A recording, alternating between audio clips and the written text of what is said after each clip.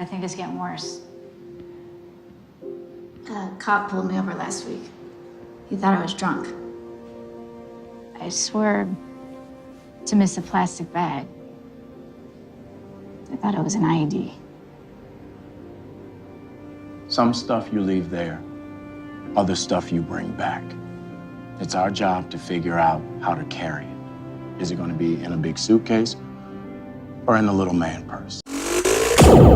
Good evening, everyone. I went over last night's trailer, and for tonight's video, I want to focus on one specific aspect of the trailer.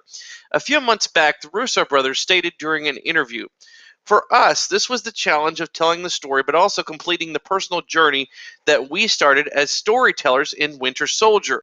So the story that began in Winter Soldier and that ends in Avengers 4 there's a very personal arc for us. I think you'll understand our point of view as filmmakers and who we are as people when you watch all four of these movies together. I think this is significant for a number of reasons. The Winter Soldier was the first movie the Russo brothers got to do, so they began telling a tale in this movie that they're going to wrap up in Avengers 4. In this movie, we learned what happened to Bucky and the extent that Hydra infiltrated S.H.I.E.L.D.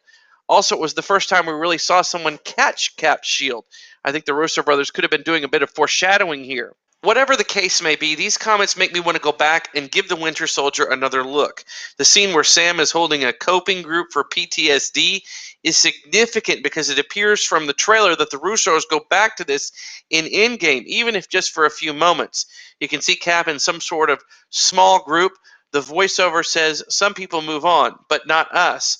Perhaps Cap comes back to this PTSD group to try and find some wisdom in how to cope with the current situation. After the group in Winter Soldier, Sam talks to Cap. Caught the last few minutes. It's pretty intense. Yeah, brother. We all got the same problems. Guilt. Regret. You lose someone? My wingman, Riley. Flying a night mission. Standard PJ rescue op. Nothing we hadn't done 1,000 times before. Till RPG knocked Riley's dumbass out of the sky. Nothing I could do. It's like I was up there just to watch.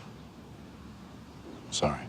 After that, I had a really hard time finding a reason for being over there, you know? Okay, so in Falcon's case, there was nothing he could do but watch as his friend died. But what Captain America will learn in this movie is that there is something he can do to make things right in Endgame. And if that means sacrificing himself or laying on the wire, I think he'll do it. Captain America's moral code simply does not allow him to ignore injustice, whether it's small or half of the universe being wiped out.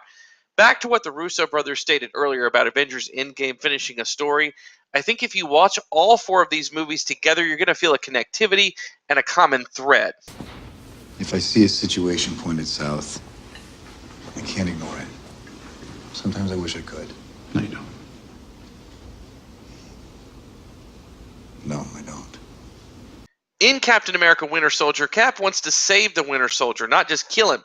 His morals will not allow him to kill Bucky. I don't think he's the kind you save. He's the kind you stop. I don't know if I can do that. In Captain America Civil War, Cap is again faced with a situation where everyone is signing on the dotted line for the Sokovia Accords. Cap's morals won't allow him to sign the Accords.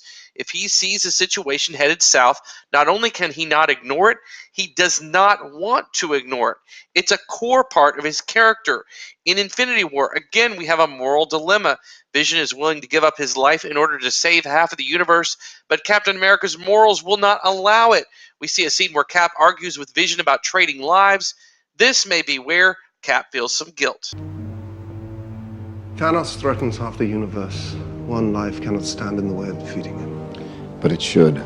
We don't trade lives. It's repeated by Vision at the end of the movie.